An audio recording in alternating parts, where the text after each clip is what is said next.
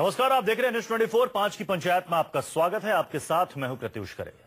संघ नेता इंद्रेश कुमार ने वैलेंटाइन डे को लेकर बेतुका बयान दिया है। इंद्रेश कुमार का कहना है कि देश में महिलाओं से रेप, घरेलू हिंसा, नाजायज बच्चे, इन सब के पीछे अगर कोई वजह है तो वह वैलेंटाइन डे। भारत में तो राधा कृष्ण, हीर रांझा, लैला मजनू जैसा पवित्र प्रेम था, लेकिन जब से पश्चिमी सभ्यता भारत में घर कर गई है तब से महिलाओं के खिलाफ अपराध बढ़ गया है। 5 की पंचायत में आज हम यही सवाल पूछ रहे हैं कि क्या वैलेंटाइन डे की वजह से महिलाओं पर जुर्म हो रहे हैं। तो इसी पर हम चर्चा करेंगे। हमारे साथ खास मेहमानों का पूरा पैनल जुड़ चुका है। हमारे साथ हैं डॉक्टर गीता भट्ट जी, आरएसएस विचारक हैं। हमारे साथ हैं प्रेरणा सिंह जी, स्पोक्सपर्सन कांग्रेस की। राहिला प्रवीण, स्टेट सेक्रेटरी हैं एआईएसएफ की। अनिला सिंह जी, स्पोक्सपर्सन बीजेपी की। सबसे पहले डॉक्टर गीता भट्ट जी, जो बात इंद्रेश कुमार कह रहे हैं, क्या आप इससे इत्तेफाक रखती हैं कि सारे समस्याओं की जड़ वैलेंटाइन डे है, इसकी वजह से महिलाओं के खिलाफ अपराध बढ़ते हैं, नाजायज रिश्ते बनते हैं, बच्चों से यौन शोषण होता है, सबके पीछे वजह वैलेंटाइन डे है? देखिए, जब भी किसी विषय को एक आउट ऑफ कॉन्टेक्स्ट हमारे साथ जुड़ रही हैं मनीषा जी। आपने इस डिबेट को पूरा सुना होगा। मुद्दा हमारा यह है कि संघ नेता इंद्रेश कुमार ये कह रहे हैं कि जो महिलाओं के खिलाफ आपराधिक घटनाएं बढ़ रही हैं, जैसे रेप जैसी घटनाएं हो रही हैं, बच्चियों के साथ यौन शोषण हो रहा है, या फिर जो नाजायज रिश्ते बन रहे हैं, इसके पीछे वजह वैलेंटाइन डे है। यानी कि आज का युवा वैलेंटाइन डे की वजह से गुमराह हो रहा है, इसलिए इस तरह के क्राइम में वो उतर रहा है। मनीषा जी। नहीं जी, हाँ जी, मैं ये बोलना चाहती हूँ कि देखिए, वैलेंटाइन डे तो वो कुछ है नहीं, क्योंकि ये पूरी दुनिया मना रही है, तो पूरी दुनिया तो ऐसे गलत वे में जा नहीं रही है। मैं इसको सपोर्ट और इसको मानसिकता की बात नहीं है। हमारी मानसिकता यही है कि जो आज हम लोग समाज को किस वे में लेके जा रहे हैं वो इम्पोर्टेंट है। क्योंकि बहुत बारी क्या होता है कि हम इतना कनेक्ट करते। हेलो, हाँ जी, सॉरी वो कनेक्शन जा रहा था। हाँ जी, मैं बताना चाहती हूँ कि वैलेंटाइन डे इम्पोर्टेंट नहीं है, क्योंकि हमारी मानसिकता ही मेन है। जैसे आज बोलते कि ये लोग लड़कियां जो है वो, क्योंकि बड़े लोग जैसे हमें संस्कार दे रहे हैं, उनको लगता है कि ये सबको दबा के रखेंगे और जो भी करेंगे इसकी वजह से। तो मुझे नहीं लगता कि आज जो भी चल रहा है कि वो कपड़े पहनने से या मानसिकता सबसे पहले हमें सही करनी होगी लड़कियों को लुकआउट देने के लिए। और कोई रेप जो है वो आप पूरे कपड़े पहनेंगे तो भी होगा। आप बताइए किसने छोटे कपड़े पहने और रेप हो गया है? तो ये मैं कभी नहीं मानती। ये तो उस इंसान की उस वक्त की मानसिकता होती है जो कि आज ये इफेक्ट कर रहा है। यानी कपड़ों और रहन-सहन से कुछ नहीं होता। ही निकाल देना अगर मानसिकता ही गंदी है, होता है हमें, तो फिर किसी के साथ भी कुछ भी हो सकता है। इस चर्चा को हम आगे बढ़ाएंगे। एक छोटे से ब्रेक के लिए यहाँ रुकना पड़ेगा। ब्रेक के बाद भी इसी सवाल के साथ वापस लौटेंगे। आप देखते रहिए 5 की पंचायत। तो 5 की पंचायत में आज हम चर्चा कर रहे हैं संघ नेता इंद्रेश कुमार के उस बयान पे, जिसमें वो कह रहे हैं कि वैलेंटाइन डे की वजह से महिलाओं के खिलाफ आपराधिक घटनाएं होती हैं। हमारे साथ हैं डॉक्टर गीता भट्ट जी, जो कि आरएसएस विचारक हैं। प्रेरणा सिंह जी हैं, कांग्रेस की प्रवक्ता।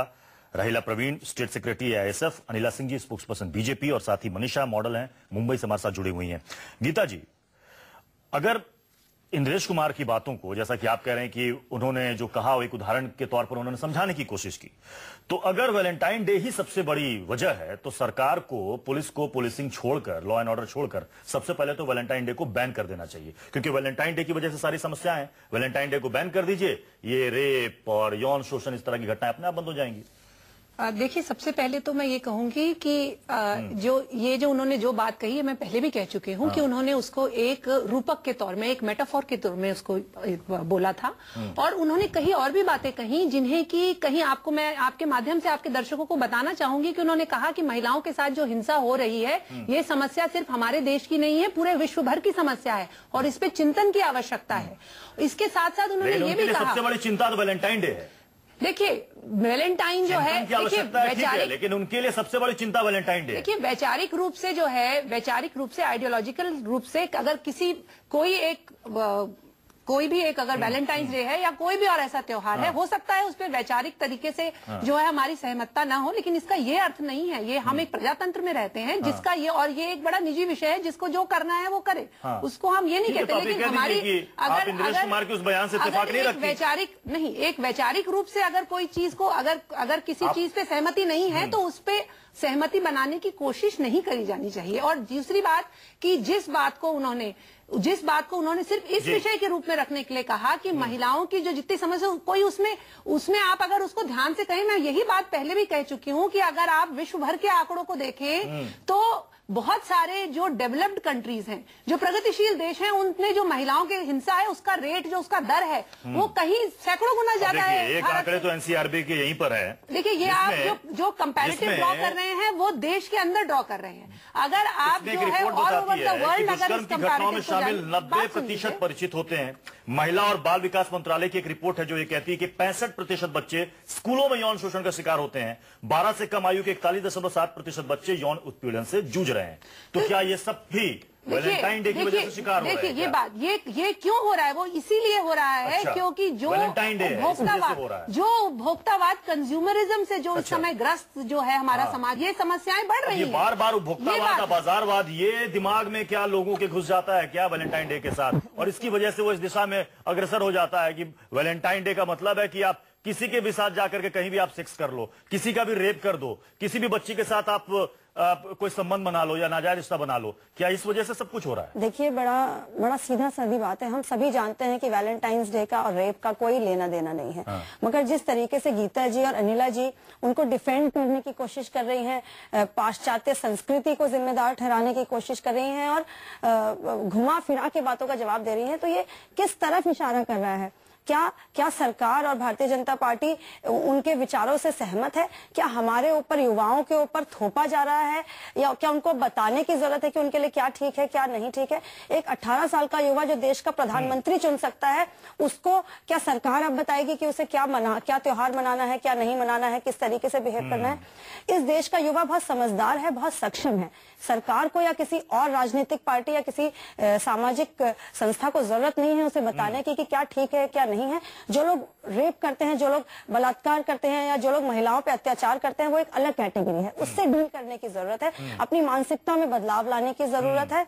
और इस तरीके के जो ये आते हैं स्टेटमेंट्स, इन पर चर्चा छोड़कर सरकार को, राजनीतिक पार्टियों को इस पर चर्चा करनी चाहिए कि रेप्स को किस तरीके से रोका जाए, कानून व्यवस्था किस तरीके से मजबूत हो और किस तरीके से कड़ा कानून लाया जाए जिससे इस तरीके के अपराधों को कड़ी से प्रेरणा जी भी कह रही हैं कि इस पर बहस और चर्चा से अच्छा है कि आप बाकी चीजों को छोड़ दें, मानसिकता कैसे बदले लोगों की, इस पर हम विचार करें, इस पर बहस हो। आपने कहा था कि मानसिकता कैसे बदलेगी, मैं बताती हूं। अनिला जी बताइए कि कैसे मानसिकता बदलेगी समाज की।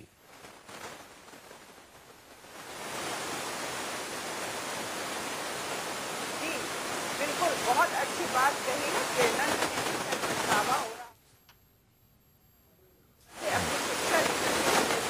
अनिला जी, आपकी आवाज साफ नहीं आ पा रही है, मैं आपके पास दोबारा आऊंगा।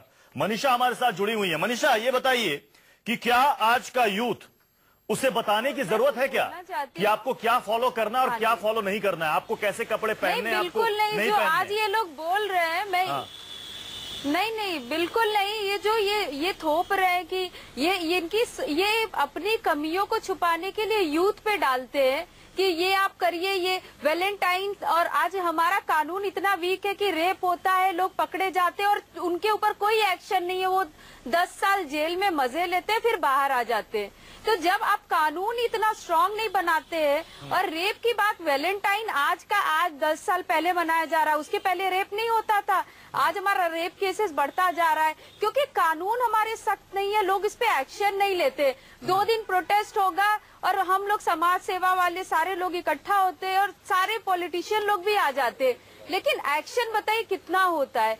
आप ये बोलते, जब हम कोई कानून, लड़कियां हैं, आज हम लोग डरते हैं बाहर निकलते समय। मैं खुद यूपी बिहार होके आई हूँ, मैं इतनी डरी वहाँ पे जाके, मुझे पता है लड़की होने का मैं बॉम्बे में सेफ हूँ, लेकिन आप ट्रैवल करिए ना छोटे छोटे सिटीज में तो आपको पता लगता है कि कितना खौफनाक है। आप बड़ी बड़ी बातें हमारे साथ बनी हुई है। अनिला जी देखिए, यहाँ पर मनीषा ने एक पॉइंट उठाया है कि लॉ एंड ऑर्डर की समस्या है, कहीं भी निकलने से डर लगता है। कहीं ऐसा तो नहीं है कि इस तरह के स्टेटमेंट से हम असल समस्या से भागने की कोशिश कर रहे हैं या फिर उनसे मुंह छिपाने की कोशिश कर रहे हैं?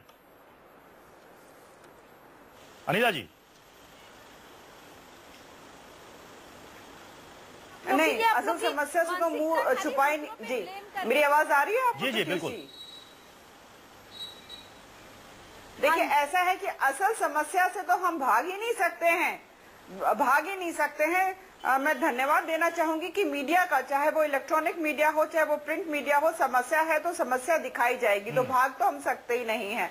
तो मुकाबला कर रहे हैं। और भारतीय जनता पार्टी की सरकार जो है, अगर विशेषकर मनीषा जी ने उत्तर प्रदेश का विषय यहाँ पर उठाया है, इसमें कोई दो राय नहीं। उत्तर प्रदेश जो है एक भयानक स्वप्न की तरह था महिला के लिए, क्योंकि क्राइम अगेंस्ट विमेन जो है यहाँ पे चरम सीमा पे था। हम पूर्ण प्रयास कर रहे हैं प्रशासन और शासन के द्वारा कि इस पर अंकुश लगाया जा सके, परंतु प्रत्युष जी, जब मेरी आवाज चली गई थी उस वक्त में प्रेरणा जी जो हमारी कांग्रेस का यहाँ पे प्रतिनिधित्व कर रही हैं और मानसिकता का विषय कह रही थी यहाँ पर, तो मैं इनको याद दिलाना चाहूंगी, धन्यवाद देना चाहूंगी कि कम से कम इन्होंने पछतावा शायद कहीं ना कहीं प्रकट किया हो। ये कांग्रेस जो है, कांग्रेस की जो शिक्षा नीति रही है उसके कारण जो युवा रहा है आजादी के बाद, स्वतंत्रता के बाद, उसके दिमाग पर पाश्चात्य संस्कृति जो है वो हावी रही है। हमारे जो हीरोज रहे हैं महिलाओं के खिलाफ बलात्कार में नंबर 1 है एमपी, जहाँ पे आपकी सरकार है पिछले कई वर्षों से। पिछले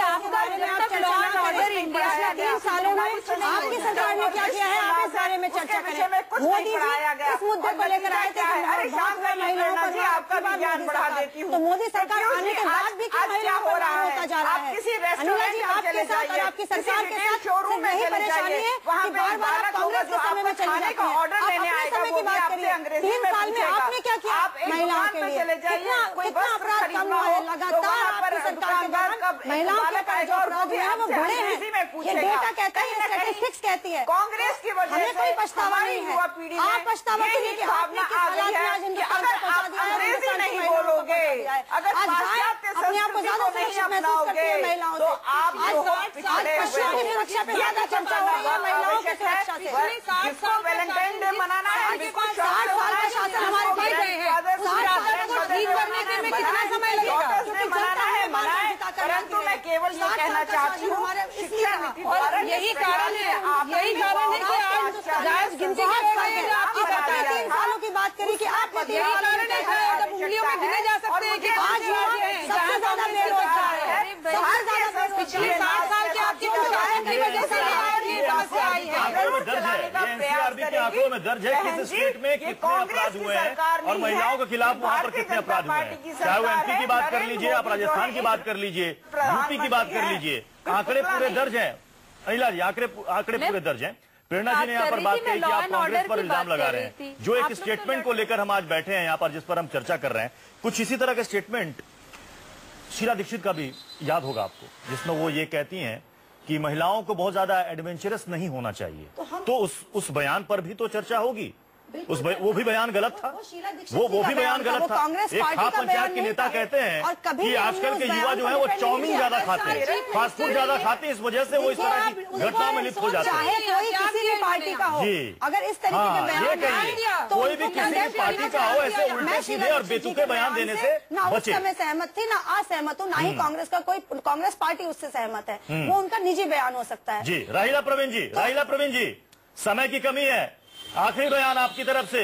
अब ये बताइए, चर्चा तो हो गई कि ऐसा बयान नहीं देना चाहिए था। सवाल है कि महिलाओं के खिलाफ होने वाले अपराध, चाहे वो घर के अंदर हो, स्कूल में हो बच्चियों के साथ, या फिर बाहर सड़क पर हो, रुकेगी कैसे?